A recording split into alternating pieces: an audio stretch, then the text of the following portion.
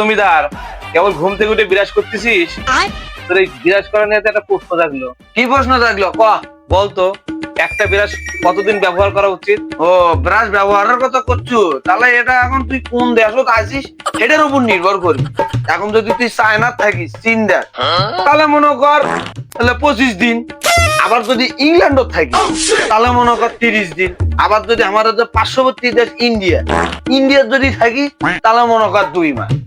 আর যদি আমাদের বাংলাদেশের কথা কই তাহলে মনে কর 6 মাস দাঁতত ঘষিয়া ঘষিয়া ছাল বাগলা তুলবি বেড়াসেনি, দাঁতের গোলা নয়। আবার ওই ছাল বাগলা তোলা হলি আবার মনে কর মাথার কলপ করবি 6 মাস। আবার মনে কর মেশিন আছে না, দেখা যাচ্ছে সিলাই মেশিন, আরো বিভিন্ন মেশিন, সেগুলো পরিষ্কার করার জন্য মনে কর 6 মাস ব্যবহার করবি। 6 মাস ব্যবহার করার পরে আবার যখন এই ব্রাশে এগুলা যখন খুলে আসবি তখন তার এই ব্রাশ কামড় লাগবি না। তখন আবার করবি কি, পেটিকোট, তারপরে যে পায়জামা, এগুলা হবি কি ওই সুতো না নাগে পেটিকোটের মনে কর সুতো লাগাবি।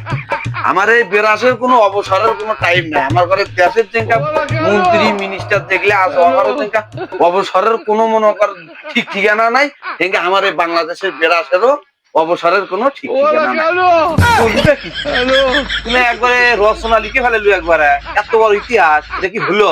তুই তো জব্বর ইতিহাস লিখে ফেলে রে। এত ইতিহাস আমাদের বিরাজ নিয়ে, এটা তো ভাবিনি কখনো।